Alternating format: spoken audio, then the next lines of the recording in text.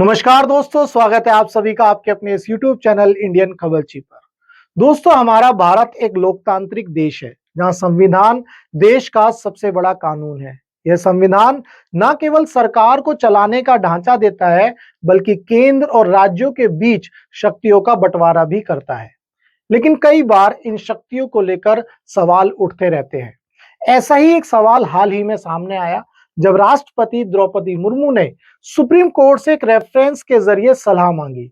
यह रेफरेंस बिलों पर हस्ताक्षर करने की समय सीमा से जुड़ा हुआ है, जो राष्ट्रपति और राज्यपाल के अधिकारों पर सवाल उठाता है। आइए इस मुद्दे को सरल हिंदी में और विस्तार से समझने की कोशिश करते हैं। हम देखेंगे कि यह रेफरेंस क्यों आया, संविधान के कौन कौन से आर्टिकल्स इसमें शामिल हैं और इसका हमारे देश के लिए क्या मतलब है। दोस्तों, सबसे पहले हम तो ये समझते हैं कि यह रेफरेंस क्या है। हमारे देश में कानून बनाने की जो प्रक्रिया है वो बहुत साफ है। जब कोई विधानसभा या संसद कोई बिल पास करती है, तो उसे कानून बनने के लिए राष्ट्रपति या राज्यपाल के हस्ताक्षर चाहिए होते हैं। लेकिन कई बार ऐसा होता है कि राज्यपाल या राष्ट्रपति उस बिल पर हस्ताक्षर करने में देरी कर देते हैं। इसे ही पॉकेट वीटो कहते हैं, यानी कि बिल को ना तो मंजूर करें और ना ही रिजेक्ट करें, बस लटका कर रखें। यह कहानी शुरू हुई अप्रैल 2024 में, जब सुप्रीम कोर्ट ने तमिलनाडु के एक मामले में बड़ा फैसला दिया। तमिलनाडु के राज्यपाल RN रवि ने 10 बिलों को लटका कर रखा था। तमिलनाडु सरकार कोर्ट गई और सुप्रीम कोर्ट ने कहा कि यह पॉकेट वीटो असंवैधानिक है। कोर्ट ने संविधान के आर्टिकल 142 का इस्तेमाल किया, जो उसे न्याय के लिए जरूरी कोई भी आदेश देने की शक्ति देता है। कोर्ट ने उन 10 बिलों को मंजूरी दे दी और कहा कि राज्यपाल को बिल मिलने पर जितनी जल्दी हो सके फैसला लेना होगा। लेकिन इस फैसले ने एक नया सवाल खड़ा कर दिया। क्या सुप्रीम कोर्ट राज्यपाल या राष्ट्रपति के लिए बिल पर हस्ताक्षर करने की समय सीमा तय कर सकता है? इस सवाल को सुलझाने के लिए राष्ट्रपति ने संविधान के आर्टिकल 143 के तहत सुप्रीम कोर्ट से सलाह मांगी। इसे ही राष्ट्रपति का रेफरेंस कहते हैं।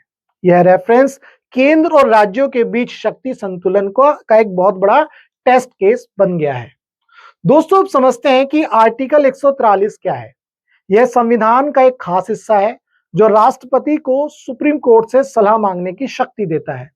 अगर कोई कानूनी या तथ्यात्मक सवाल है जो देश के लिए बहुत ही महत्वपूर्ण है, तो राष्ट्रपति कोर्ट से उसकी राय पूछ सकते हैं। लेकिन इसमें दो बातें ध्यान देने वाली हैं। पहली, कोर्ट की सलाह बाध्यकारी नहीं है, यानी राष्ट्रपति को उसे मानना जरूरी नहीं है। दूसरी, कोर्ट सलाह देने से मना भी कर सकती है अगर उसे लगे कि सवाल ठीक नहीं है। इस मामले में राष्ट्रपति ने कोर्ट से पूछा, क्या सुप्रीम कोर्ट बिलों पर हस्ताक्षर के लिए समय सीमा तय कर सकता है? क्या अप्रैल 2024 का फैसला, जिसमें कोर्ट ने खुद बिल पास किए, क्या वो संवैधानिक था? यह रेफरेंस इसीलिए जरूरी है क्योंकि यह तय करेगा कि क्या कोर्ट कार्यपालिका मतलब राष्ट्रपति और राज्यपाल के काम में इतना दखल दे सकता है। दोस्तों, अप्रैल 2024 का फैसला इस पूरे मामले की जड़ है। तमिलनाडु में राज्यपाल ने 10 बिलों को लटकाए रखा था। ये बिल शिक्षा, स्वास्थ्य और अन्य जरूरी मुद्दों से जुड़े थे। तमिलनाडु सरकार ने सुप्रीम कोर्ट में याचिका दायर करी। कोर्ट ने कहा कि संविधान का आर्टिकल 200 कहता है कि राज्यपाल को बिल मिलने पर उसे मंजूर करना है या रिजेक्ट करना है या राष्ट्रपति को भेजना है, लेकिन यह काम जितनी जल्दी हो सके वो करना होता है। पॉकेट वीटो यानी कि बिल को अनिश्चित समय तक रोकना असंवैधानिक है, क्योंकि यह चुनी हुई सरकार की इच्छाओं को कमजोर करता है। कोर्ट ने आर्टिकल 142 का इस्तेमाल किया, जो उसे पूर्ण न्याय के लिए कोई भी आदेश देने की शक्ति देता है। कोर्ट ने खुद उन 10 बिलों को मंजूरी दे दी। इस फैसले से केंद्र सरकार नाराज हो गई। केंद्र सरकार का कहना था कि कोर्ट ने अपनी सीमा लांघी है, क्योंकि समय सीमा तय करना कोर्ट का काम नहीं है। इसीलिए राष्ट्रपति ने यह रेफरेंस भेजा।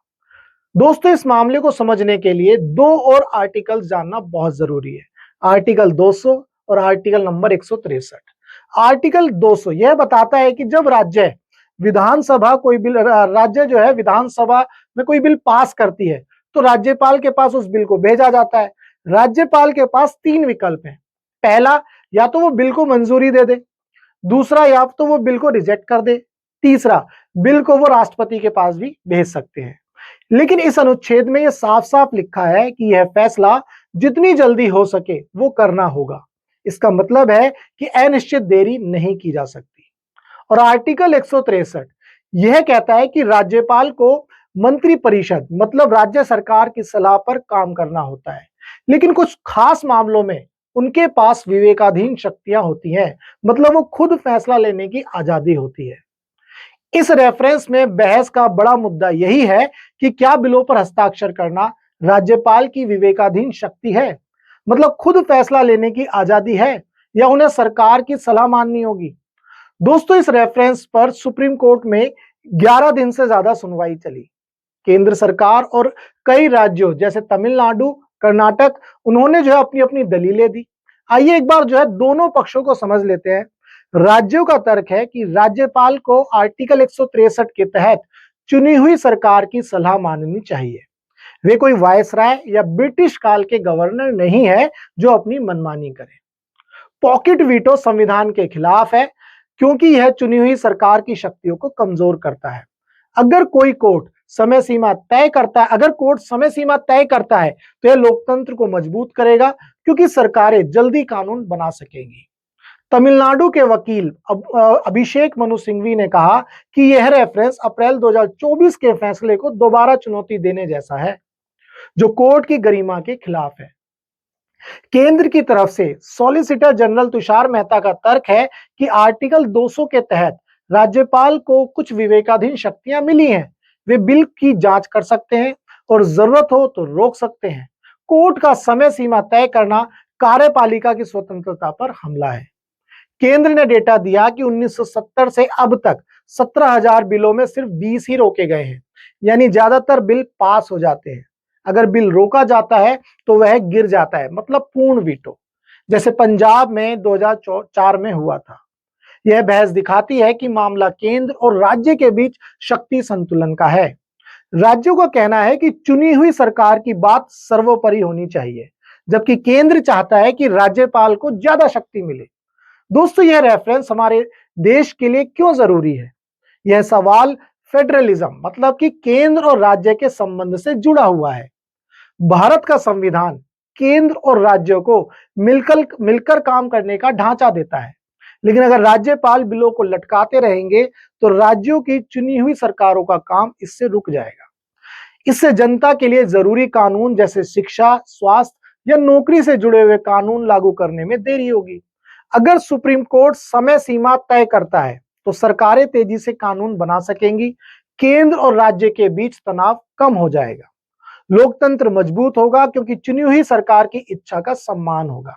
लेकिन अगर कोर्ट केंद्र के पक्ष में जाता है तो राज्यपाल और राष्ट्रपति को ज्यादा शक्तियां मिल जाएंगी। बिल में देरी बढ़ सकती है, जिससे केंद्र और राज्य में टकराव बढ़ेगा।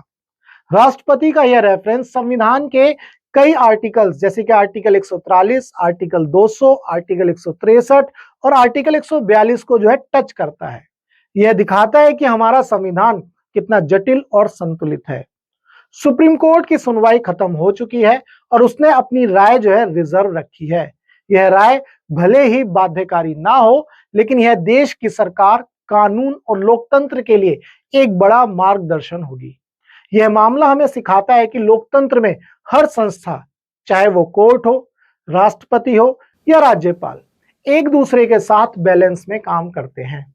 अगर यह बैलेंस बिगड़ता है तो लोकतंत्र कमजोर हो सकता है। इसीलिए हमें अपने संविधान को समझना होगा, ताकि हम अपने अधिकारों और सरकार की जिम्मेदारियों को जान पाएं।